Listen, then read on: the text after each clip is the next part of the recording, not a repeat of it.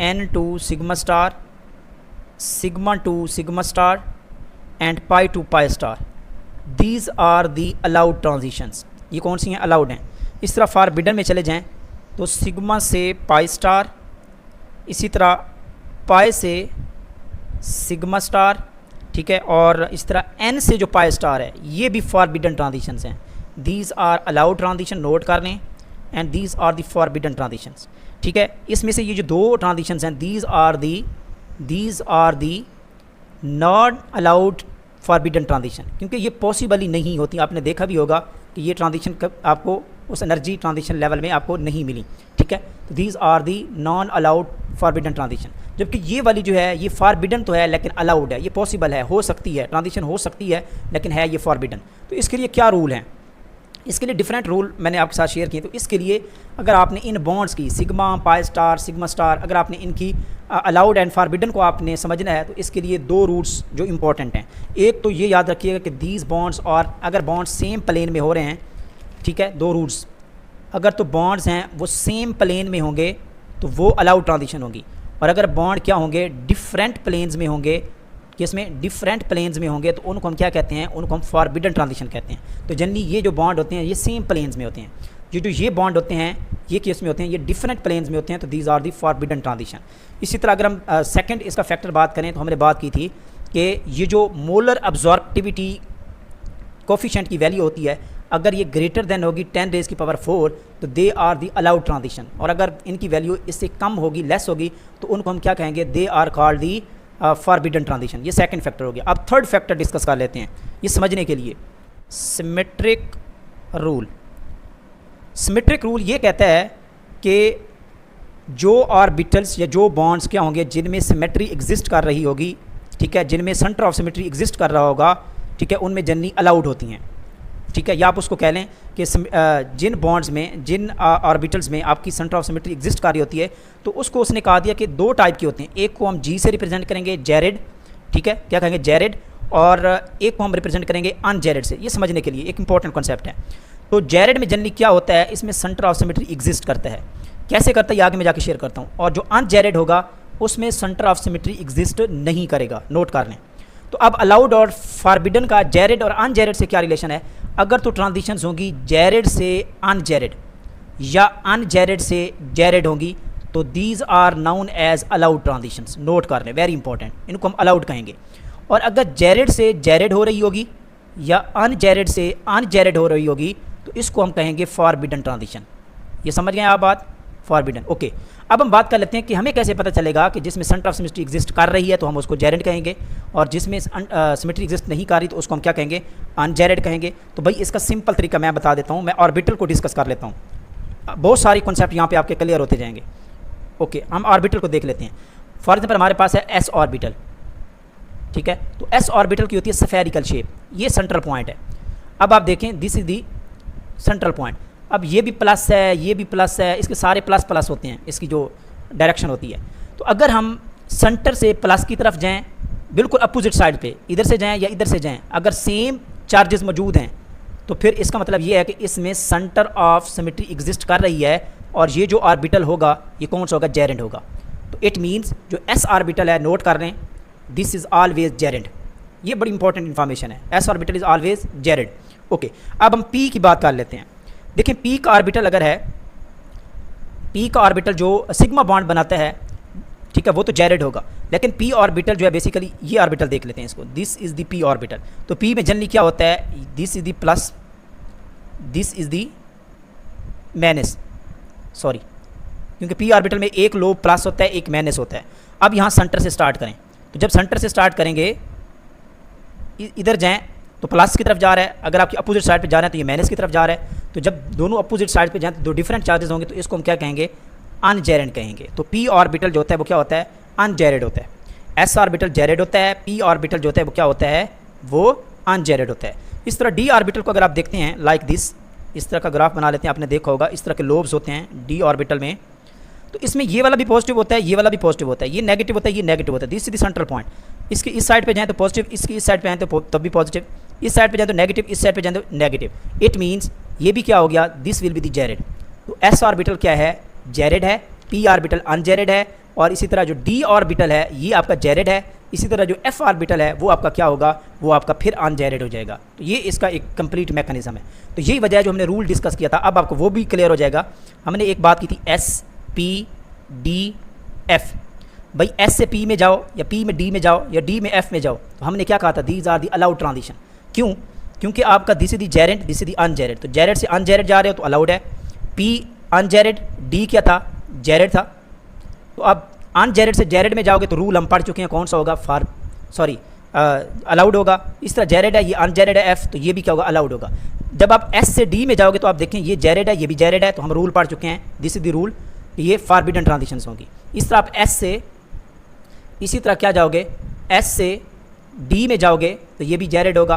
P से F में जाओगे, यू अनजेरेड है, तो ये भी फॉरबिडन ट्रांजिशन होगी। तो इस तरह वो कॉन्सेप्ट की आपका क्लियर हो चुका है। तो ये ऑर्बिटल के अकॉर्डिंग हमने बात देखी है, तो इसको आप नोट कर लें, ये बहुत अच्छी चीज़ें मैंने आपके साथ शेयर की हैं। ओके स्टूडेंट्स, अब हम इसकी और बात कर लेते हैं इंपॉर्टेंट।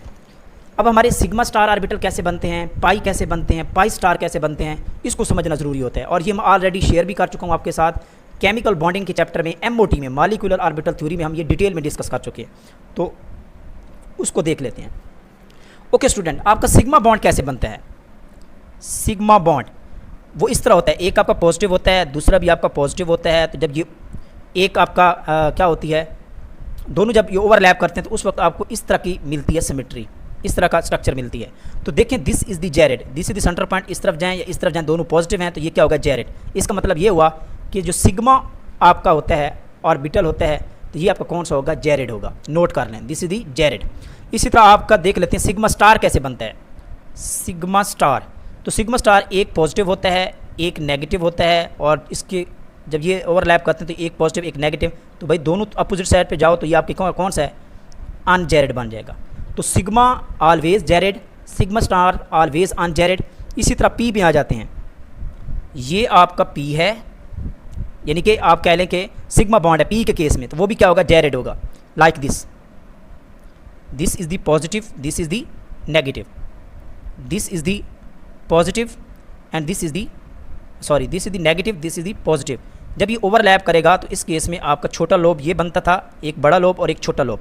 तो ये क्या है, पॉजिटिव है, ये भी पॉजिटिव है, सेंटर में नेगेटिव है। इधर जाएं तो भी क्या होगा, नेगेटिव से पॉजिटिव, और इधर जाएं तो वो नेगेटिव से पॉजिटिव, तो ये क्या हो जाएगा, अनजेरेड हो जाएगा। ठीक हो गया। तो इस तरह आप फर्दर देख लेते हैं, इसको डिस्कस कर लेते हैं। अब हम बात कर लेते हैं पाई की। सिग्मा की तो पता चल चुका, सिग्मा एंड सिग्मा स्टार आपका क्या है, बेसिकली जेरेड है। अब हम पाई की बात कर लेते हैं। दिस पाई ऑर्बिटल कैसे बनता है, pi, this is your positive negative, positive negative. तो इसमें कंस्ट्रक्टिव और डिस्ट्रक्टिव इंटरफेरेंस बेसिकली होती है। तो ये आपका एक ये बनता था, एक ये बनता था, this is the positive, this is the positive, this is the negative, this is the negative. There is no centre of symmetry, इसमें कोई सेंटर ऑफ सिमेट्री एग्जिस्ट ही नहीं कर रहा। ठीक है, तो ये पाई बॉन्ड था, कौन सा था, this is the pi bond, इस तरह बनता है, तो ये आपका क्या हो जाएगा, अनजेरेड हो जाएगा। इसी तरह अगर आपने देखना है जो पाई स्टार होता है वो कैसे बनता है, इसको यहाँ पे देख लेते हैं, जगह भी थोड़ी हमारे लिए, अच्छा ओके। पॉजिटिव नेगेटिव, और इसके दोनों लोग, ये नेगेटिव होता है, ये पॉजिटिव होता है। तो इस केस में जब स्ट्रक्चर बनती है तो कुछ इस तरह की स्ट्रक्चर बनती थी, like this, positive negative, negative positive, दोनों अपोजिट साइड पे जाओ तो नेगेटिव नेगेटिव, तो ये भी क्या बन जाएगा, ये एक चार्जेस हैं, तो this will become the Jared. इसको हम क्या कहेंगे, जेरेड कहेंगे। तो पाई जो स्टार है वो जेरेड होता है, pi star is the Jared, और जो पाई बॉन्ड होता है वो आपका अनजेरेड होता है। ठीक हो गया, ये सारी बातें आपने समझ ली। अब हम असल पे आते हैं कि कौन सी ट्रांजिशन है वो अलाउड होगी, कौन सी फॉरबिडन होगी। अब हम यहाँ पे बात कर लेते हैं, यहाँ पे डिस्कस कर लेते हैं। सिग्मा से पाई स्टार, सिग्मा क्या है, जेरेड, पाई स्टार क्या था, जेरेड था, नॉट पॉसिबल, बिल्कुल पॉसिबल नहीं है। इस तरह पाई से सिग्मा स्टार पे आ जाएं तो पाई क्या था, अनजेरेड, सिग्मा स्टार भी क्या था, अनजेरेड। जब अनजेरेड से अनजेरेड था तो ये भी कभी भी पॉसिबल नहीं होगी, तो they are called forbidden transitions. तो इनको हम फॉरबिडन ट्रांजिशन कहेंगे, and these are the not possible, ये पॉसिबल भी नहीं है बिल्कुल। ठीक हो गया। इस तरह हम बात कर लेते हैं सिग्मा से सिग्मा स्टार, सिग्मा से सिग्मा स्टार पे आ जाएं तो सिग्मा बॉन्ड जेरेड था, सिग्मा स्टार हमने देखा तो वो क्या था, अनजेरेड था। तो भाई जेरेड से अनजेरेड पॉसिबल है, तो ये पॉसिबल है। इस तरह पाई से पाई स्टार को देखें तो पाई बॉन्ड हमारा क्या है, अनजेरेड है, पाई स्टार क्या है, दिस इज द जेरेड है, तो ये भी पॉसिबल है, तो ये भी पॉसिबल है, ये भी पॉसिबल है। अब दूसरा केस देख लेते हैं। ये जो n टू पाई स्टार है वह दे और फॉरबिडन, हालांकि ये अलाउड है, आपने देखी भी होगी n टू पाई स्टार आपकी ट्रांजिशन पॉसिबल हैं, और ये लेस एनर्जी रिक्वायर्ड होती है और बहुत ही थोड़ी सी एनर्जी रिक्वायर्ड होती है और ग्रेटर वेव लेंथ इसमें आती है, तो ये विजिबल में जनरली ऑब्जॉर्व की जाती है। और जो सिग्मा टू सिग्मा स्टार होती है ये जनरली वैक्यूम रीजन में इसको देखा जाता है क्योंकि इसकी वेव लेंथ बहुत शॉर्ट होती है। n टू पाई स्टार में देखें तो जो n है basically these are the no symmetry, जो हमारे पास नॉन बाइंडिंग ऑर्बिटल होता है वो तो उसकी कुछ सिमेट्री नहीं होती, तो जब सिमेट्री नहीं होती तो दिस इज़ दी फॉरबिडन, तो इसको हम क्या कहेंगे, this is the forbidden transition होगी, लेकिन this will be the allowed transition.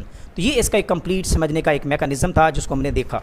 और एक और इंपॉर्टेंट इन्फॉर्मेशन आपके साथ शेयर करता चलूँ जो आपने अपने नोट्स में इसको इंक्लूड भी करना है। देखिए स्टूडेंट्स, इन ट्रांजिशन को डिस्कस करने के लिए कुछ बैंड्स होते हैं IR में, और सॉरी UV विजिबल में, तो इसका एक 3 डिफरेंट के बैंड्स हैं, मैं शॉर्ट फॉर्म यहाँ बता, K बैंड, R बैंड होता है और B बैंड होता है। तो अब हम बात कर लेते हैं बैंड्स की। तो K बैंड जो होता है basically K band, R band and B band. तो K बैंड में जो हमारी ट्रांजिशंस आती हैं वो पाई से पाई स्टार ट्रांजिशंस आती हैं, ठीक है। और ये जो K का वर्ड है ये जर्मन वर्ड से निकला है कॉन्जुगेरिटी, ठीक है, और इसका मतलब है कॉन्जुगेशन, यानी कि वो ट्रांजिशन जिनमें कॉन्जुगेशंस की वजह से होती हैं, हाईली कॉन्जुगेशन की वजह से होती हैं, ये जनरली क्या होती हैं, पाई से पाई स्टार होती हैं। और इस केस में जो मोलर अब्जॉर्प्टिविटी की कोफिशिएंट की वैल्यू होती है वो ग्रेटर दैन 10⁻⁴ होती है। इसी तरह R बैंड की बात करें तो इसको रेडिकल बैंड कहते हैं, और ये जर्मन वर्ड रेडिकल से निकला है, और ये बेसिकली यानी कि नॉन बाइंडिंग इलेक्ट्रॉन, यानी कि आप कह लें कि n टू पाई स्टार जो ट्रांजिशंस होती हैं वो बेसिकली किस में होती हैं, वो R बैंड में होती हैं। और इसकी जो वैल्यू होती है जनरल अब्जॉर्प्टिविटी कोफिशिएंट की वैल्यू ये लेस दैन क्या होती है, 100 होती है, तो जिस वजह से ये जनरली क्या होती है, फॉरबिडन ट्रांजिशन में आती हैं। इस तरह जो B बैंड होता है ये बेंजीनॉइड बैंड होता है। कौन सा होता है, बेंजीनॉइड बैंड होता है, और इसमें जनरली आपके एरोमेटिक एंड हेट्रो एरोमेटिक जो कंपाउंड्स होते हैं वो जो ट्रांजिशन शो करते हैं वो उनकी ट्रांजिशन B बैंड में होती हैं। तो ये आपने नोट रखना है।